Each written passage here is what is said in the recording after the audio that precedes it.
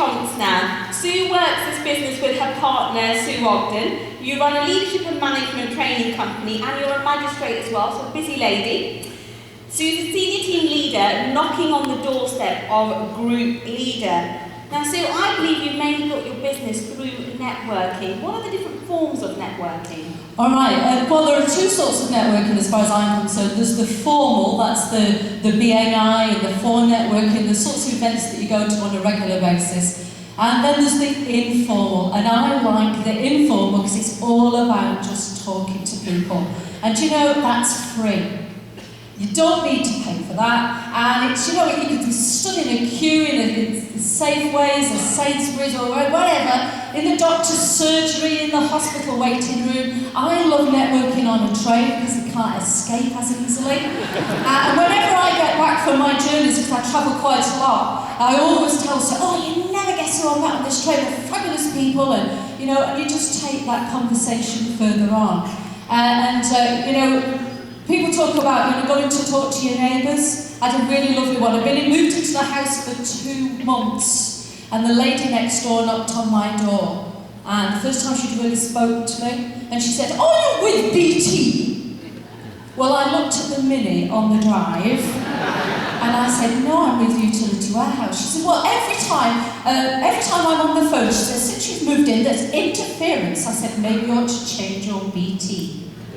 Anyway, but it's all about just chatting to people, and I just love talking to people anywhere, and particularly when I'm wearing this badge. And this is a really big tip: is I'm wearing my Escape the Back Race badge because people just look at me and say, "How do you do that then?" It's so easy to go into absolutely everything with them, but I just look at them and I say, "Why are you asking that?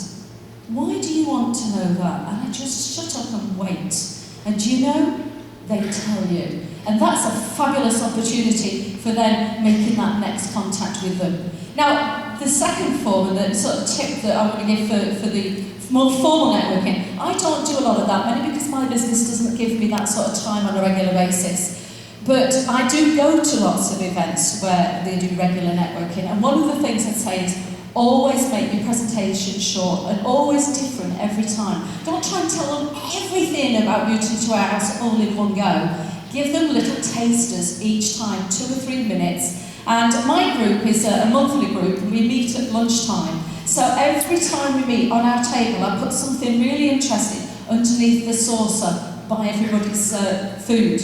And when it comes to my bit, they all like look under the saucer. They've got used to it now, so they're all really excited about what I'm going to talk about next. So just things for business about, you know, cashback card or the find me the cheapest, or whatever else. It's always something a little bit different to talk to them each time. Fantastic, thank you, Sue. Thank you.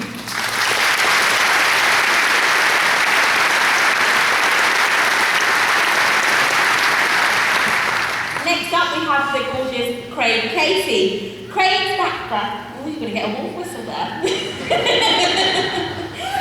Craig's background is the corporate world, and he's currently in direct sales. Craig, you joined this business last year. You hit all your fast start bonuses, on track for the share option promotion as well as the holiday promotion, hit team leader and senior team leader, 50 plus club, and on track to hit group leader this year and bag that £2,000. Boom.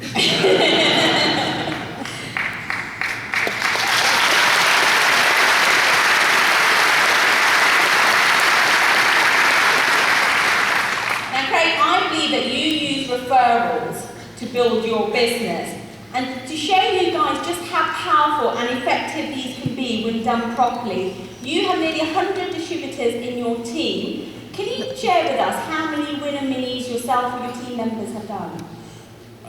Throughout the whole team, and welcome everybody that's in the team here today, we've done one. One winner mini. Fantastic. Okay, so your team are obviously really hot on referrals too. And I also understand that your team now have a customer base where the average services are 4 services per customer. So tell us, Craig, how many referrals have you personally received, and have you managed to speak to them all? Not quite. I've got 759 so far, and probably about 140 of them still to go. On the Winning Mini front, I must say, it's obviously a proven, amazing way of growing the business.